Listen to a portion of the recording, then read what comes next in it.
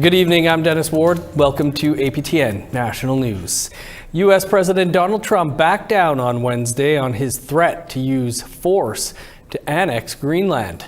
He said a plan had been worked out for the U.S. to have permanent access to the territory, but details have been scarce. Other than that, talks will continue. The territory's prime minister spoke to reporters in Nuuk, Greenland, and APTN News video journalist Angel Moore was there. At the Nuuk Cultural Centre, Greenland's Prime Minister Jan Fredrik Nielsen spoke about Trump's plans. He said there is a high-level working group to find a solution using respectful, democratic dialogue to protect the Arctic. And although he is not aware of the details, he said minerals were not discussed and that Greenland and Denmark's sovereignty is a red line that cannot be crossed. First of all, nobody else than Greenland and the Kingdom of Denmark have the mandate to make deals or agreements about Greenland and the Kingdom of Denmark without us. That's not going to happen. The Inuit located in northern Labrador have historical ties with Greenland. Earlier today, President Lamp of the Nunavut government said in an email statement, "The people of Greenland, many of whom are Inuit, have the right to choose their own destiny. The Nunavut government stands firmly in solidarity with our Inuit brothers and sisters in Greenland in defending their sovereignty and self-determinations." A reporter asked Nielsen if he could believe Trump would not use force to take the territory. This is, as I said, this is about world order. This is about international law. This is about respecting territorial integrity. I believe that the world will not take that turn so drastically. I have to believe that, and I believe the Western Alliance, in a good partnership, can grow to be better. Meanwhile, Greenlanders' lives go on as normal, and I will be speaking to local Inuit just about that. Angel Moore, APTN National News, Nuuk, Greenland. It's been 2 weeks since an immigration and customs enforcement agent fatally shot Renee Good in Minneapolis, Minnesota. Protests have broken out there since her death. At the same time, ICE officers have continued detaining residents in Minneapolis. As our reporter Savannah Craig shares, Native Americans are also getting stopped and detained by ICE agents. Charge! For what? What's the charge? What's she arrested for? What the is the charge? Get out of the road. Get out of the road. The man yelling in the video is trying to help his friend, a Native American woman being arrested by immigrations and customs enforcement agents, better known as ICE. Where's your dog? Where's your dog at? Last Wednesday, Sophie Wutso was arrested and detained by ICE in Minnesota. My cousin had been taken by ICE. It's absurd that Indigenous people are being detained by ICE, which there's not one person who's more citizen than an Indigenous person on Turtle Island. Xavier Wutso is an Abenaki actor and influencer based in Quebec. Their cousin Sophie is Abenaki in Dakota living in Minneapolis.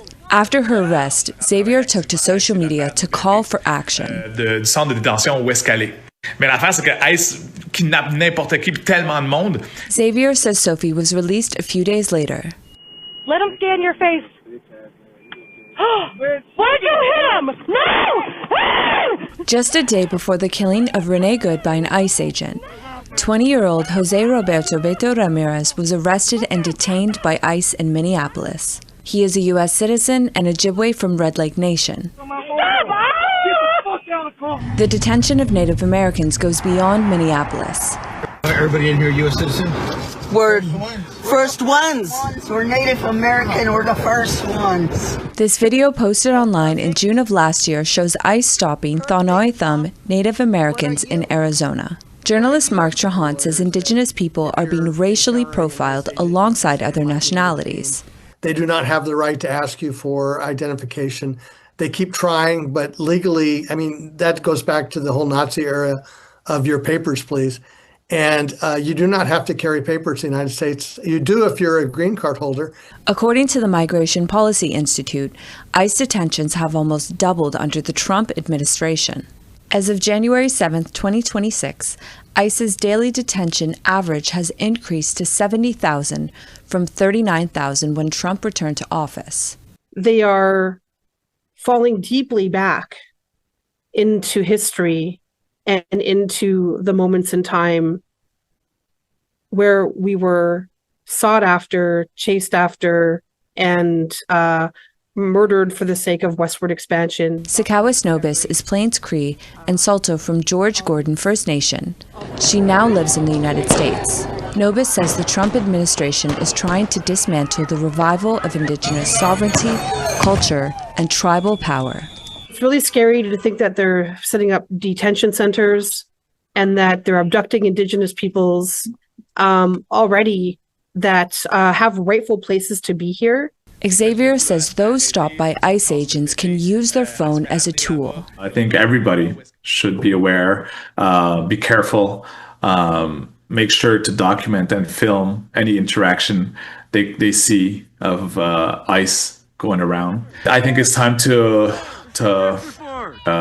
put our money where our mouth is and to not go to the United States or try to boycott different United States products. Savannah Craig, APTN National News, Montreal. The RCMP are saying that a suspect has been arrested in connection to a 19-year-old homicide case in Alberta. According to the RCMP, progress in the case was made possible with the help of Samson Cree Nation community members. RCMP charged Alvin Lee Norman Green with second-degree murder earlier this week in connection to the February 2007 death of Jonathan Cody Saddleback. Both were residents of Musqueam, which consists of 4 First Nations, including Samson Cree Nation, where the case originated. RCMP say most cases are solved with forensic evidence. Quote, this breakthrough was rooted in the resilience of the community and a strengthening partnership between residents and the police.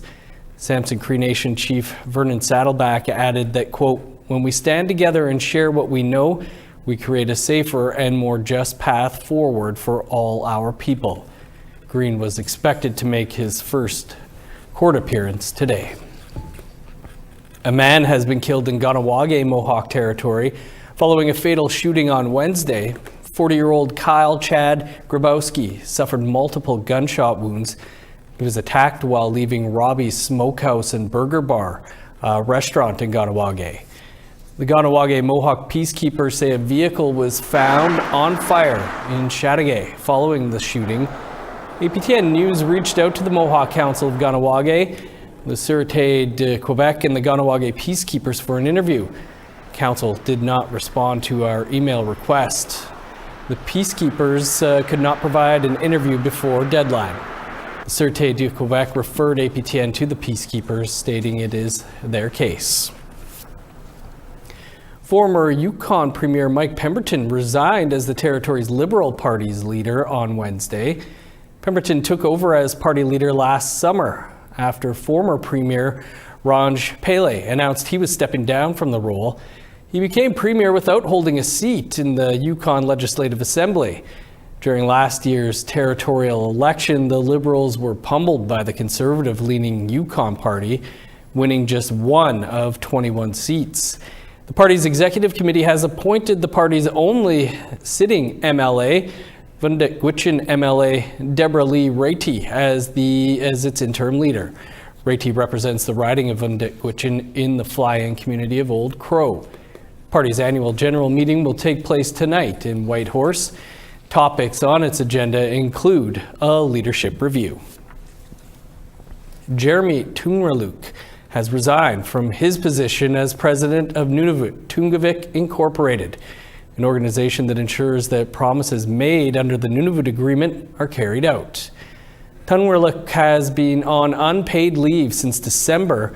He was charged with assault with a weapon causing bodily harm. That charge was later stayed by the Crown. NTI announced its board accepted Tunraluk's resignation Wednesday evening, effective immediately. NTI also announced that its members voted to hold a by-election for president at the end of 2026. Tunraluk has announced that he will be seeking re-election. In the meantime, Vice President Paul Erngo will continue to serve as president. Well, we're always looking for your feedback or story ideas. Here's how you can continue the conversation with us. If you have a story you want to share, send us an email to news@aptn.ca. To read and watch our stories, you can go to our website, aptnnews.ca. You can find us online on your favorite social media sites, including TikTok, YouTube, LinkedIn, and X. Follow APTN News to join the conversation and see our latest stories. On January 9th, a cancer patient at a Saskatoon hospital died after an altercation with security guards. Here's a quick look at what our video journalist Rachel May is working on with that story. After a fight with security guards at the Royal University Hospital in Saskatoon, Trevor Dubois lost his life. According to Saskatoon police, Dubois was in possession of drugs and an imitation firearm when he died. The Dubois family has some serious questions about what the police are saying. Then today, measures were announced that health and safety officials hope will stop something like this from ever happening again. We will have more on what those measures are and what the family is saying on tomorrow's show.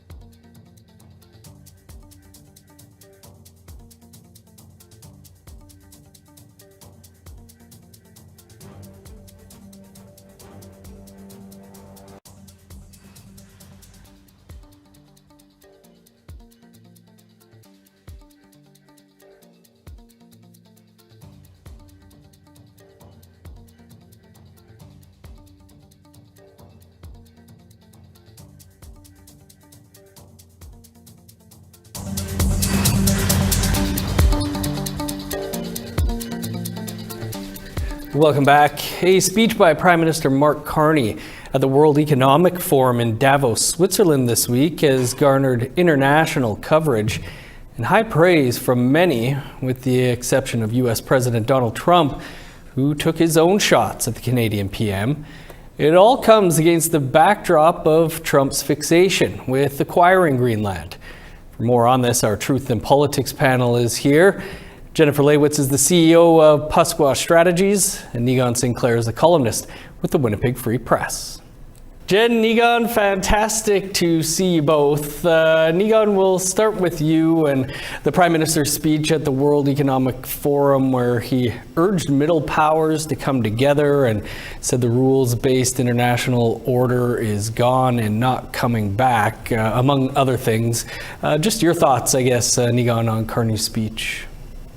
Well, I've seen some pretty legitimate criticism of the speech, talking about sort of trying to bring old school sort of neoliberalism back to a kind of healthy state within the larger global economic structure. And of course, the fact that Trump has brought in all this protectionism and sort of reducing. What I want to talk about is, there's Mark Carney, the Canadian Prime Minister, speaking to the world saying, worry about the community more than the individual. Share more, don't become selfish. I wonder where Mark Carney or the Canadian government or every single Canadian politician in history has learned that idea. You know, when the Europeans came to this place, to this continent, they brought selfishness, they brought individuality, they brought competitiveness, they brought the notion of ore, and that was predominantly bringing the papal bulls from the Catholic Church in the 15th century, saying there are people here, but none of them have rights, they don't act like we do, they're non-Christians, therefore we can just take the land, and then we'll operate in competitiveness with each other. What we said is sit in a circle, share, work together, share the moose, work, build treaty. I wonder where Mark Carney learned this idea of working on community more than the individual. I would say that we had a big hand in what he said at Davos this past week. Nice. Jen, what's your take on the Prime Minister's speech where he said geopolitics are in a rupture? Well, I think traditionally what we've seen with our relationships internationally, there's been a lot of change. I think it kind of has been escalating over the years. We saw with Russia's invasion of Ukraine, and then when we saw, what's been going on in the Middle East between Israel and Palestine, and then what we're also seeing, between the United States and Canada. I think there's a lot of conversations happening right now that are very, very central to resources. And in my opinion, that's, one of the most controversial centers of all of this is the resources and where we all sit as countries when it comes to those resources. Even President Donald Trump's threats when it comes to Greenland, it's Arctic sovereignty, it's the resources, it's the ports, it's everything in between. And I think right now Canada has a lot of different things to figure out. We have a lot of issues here at home when it comes to consultation and consent with First Nations and what that resource development looks like. And then we also have a prime minister in a country on an international stage that are actively trying to advance and sell Canada at an international level. We just saw the premier of Saskatchewan travel with the prime minister to China to try to secure a deal, which they did do. And things are just moving very, very quickly. And I think we're learning that one of our closest trading partners and allies, the United States, isn't as close as it used to be. And we're going to have to diversify that trade and start making new relationships. But where do First Nations fit into that, especially when we're talking about resource development and our critical minerals here in the country? Right. Nigan, the speech comes just weeks after the United States took control of Venezuela, continues to threaten the annexation of Greenland, where we have 2 reporters right now. How do you think this will play out? Well, it looks like it's the typical Trump taco, which is Trump always chickens out, because what happened is Trump then got behind closed doors with European leaders. He realized there was a big no, universal no, even from far-right governments, like even out in the UK. He was finding no allies to this move to annex or purchase Greenland, whatever he was sort of moving. He scaled back certainly the talk on the military invasion of Greenland and started talking about purchasing it. That's not going to work. And then, of course, the markets tanked in the United States, and the Dow went down several hundred points almost immediately because they were seeing that this rise in a unified response to Donald Trump resulted in a kind of universal way in which there was A, going to be a big waste of time, and then B, he was just not going to get any headway on that. And of course, let's not forget that none of this really has to do about Greenland. This is, he can build bases at Greenland all day from an agreement going back decades in 1951. This is about distraction from the ongoing challenge or the refusal to release the Epstein files. That's what this is all about. This is about distraction. But larger said is Trump, as usual, announced his victory There's there's a reason that when he worked in casinos that he failed miserably, because casinos are about the illusion of other people winning, and Trump just can't have anybody win at any point. He's always got to declare a victory, even if it's an absolute loss.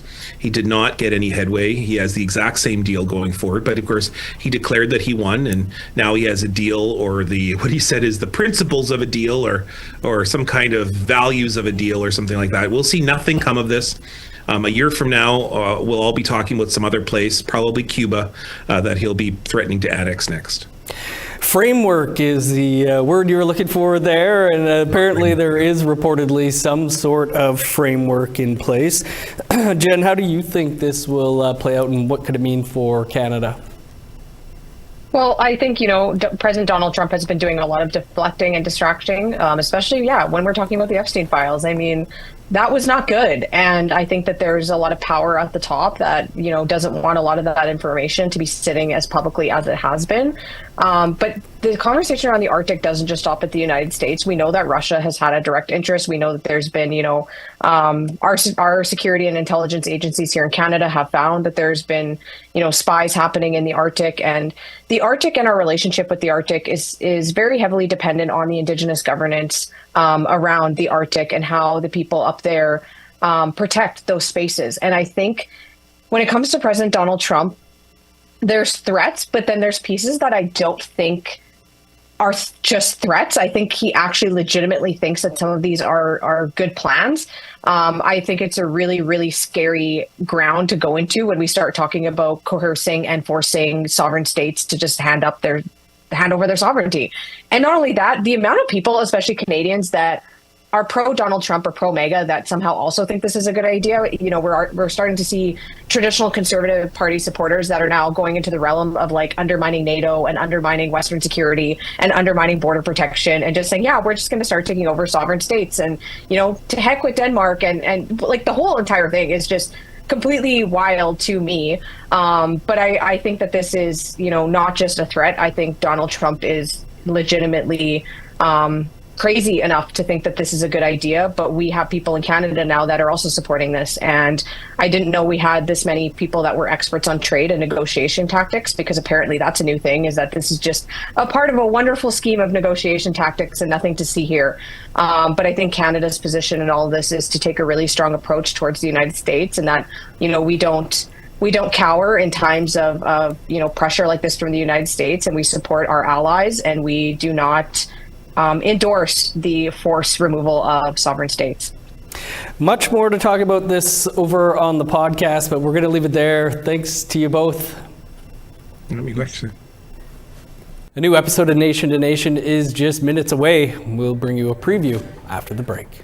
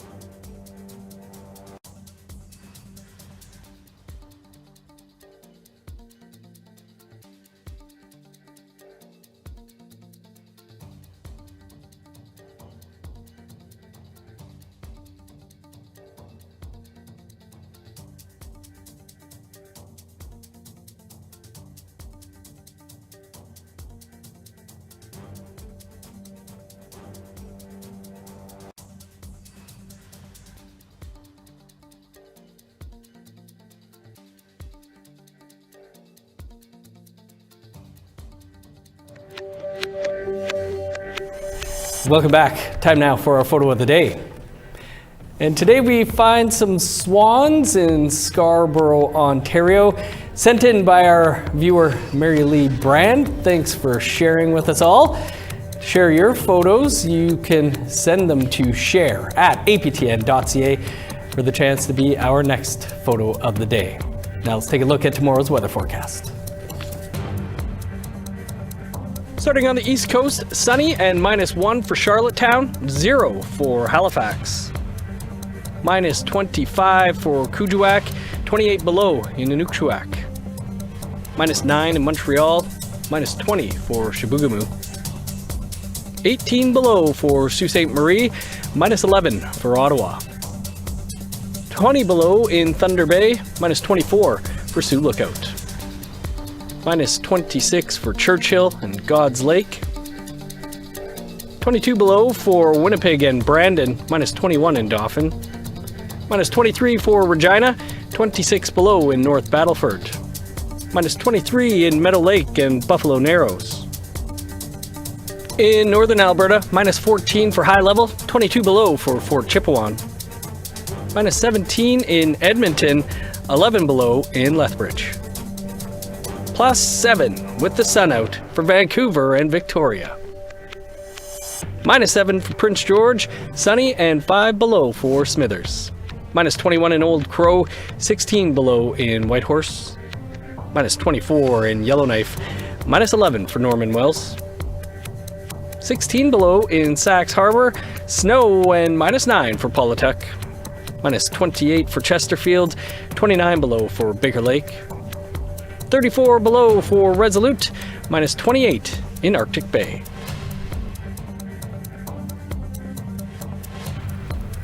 Over to our Ottawa studio now, where Fraser Needham is standing by to tell us about what's ahead on Nation to Nation. Coming up after the news, U.S. President Donald Trump's threats to annex Greenland continues to dominate international headlines.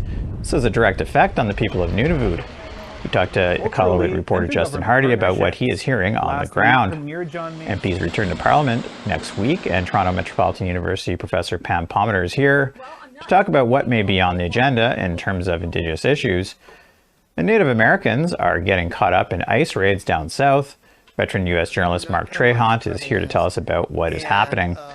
All this and more ahead on Nation to Nation. Looks good. Thanks, Fraser. Looking forward to it. It's all the time we have for your APTN National News for this Thursday. You can find a whole lot more over on our website, aptnnews.ca. I'm Dennis Ward. Marcy McGuitch. Thanks for being with us. We'll see you back here tomorrow.